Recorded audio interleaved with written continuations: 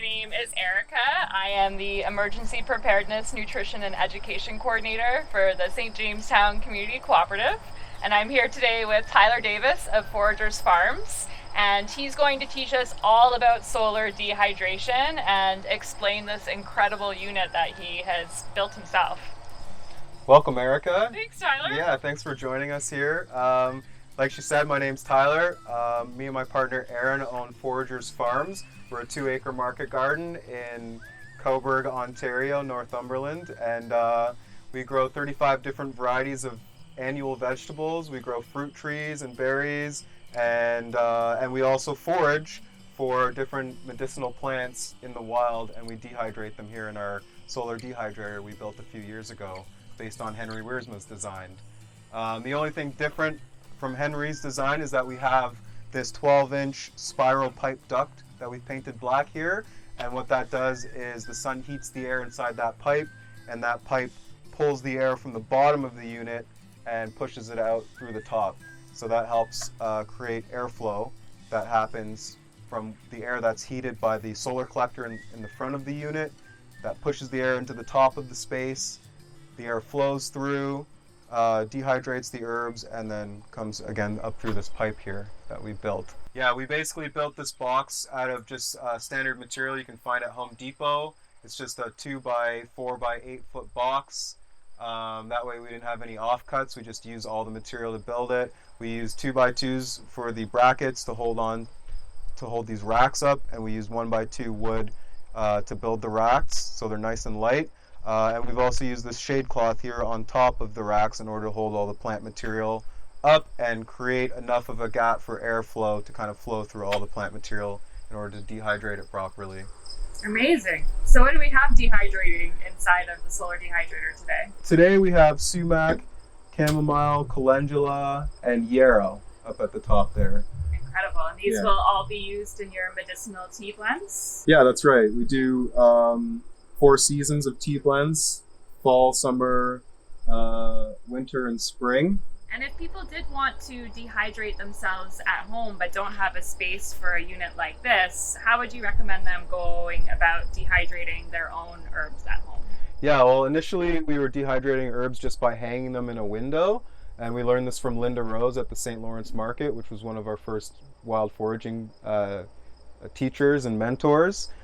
So we would go to her house and we'd help her process her herbs, and what we'd do is basically she would harvest them right kind of at the base or maybe a little bit high up off the plant so it can still survive, and then we'd flip them upside down and tie all the stems together, and then we would hang that knotted rope with the herbs just behind a curtain in her window where there was lots of airflow. So that's a really great way to dry things super fast. Building these racks is super easy. It's just a few screws and some wood, and you can buy screen material at any hardware store. Like I said, we use shade cloth because we just had an abundance of it, but the screen works totally fine. And you can literally build a miniature version of this that has 3 or 4 shelves, have 3 or 4 racks going, and maybe put that near a window or near a place that has some good airflow. Basically, all you really need is some dry air and a good airflow in order to dehydrate any light plant material. But if you're trying to dehydrate any fruits like apples or berries or tomatoes, something like this isn't quite enough to do the job. Chances are you're going to start to get mold before those things are completely dried. Mm-hmm. So we've done sun-dried tomatoes on these racks just literally in the direct sunlight, and that works really well for us. We've also tried those little mini units that you can buy that you plug into the wall as a dehydrator, but it just takes so much power, we find it's not even really worth it. So much time and so much energy when the sun can do it for us. That's right. Yeah. Amazing. Well, you've shared so much great knowledge with us, and I'm excited to dehydrate more at home. All right, sounds good. Yeah, thanks a lot, guys, for coming out. I was happy to share anything I know with you guys, and feel free to come back and see what we're doing later on in the season.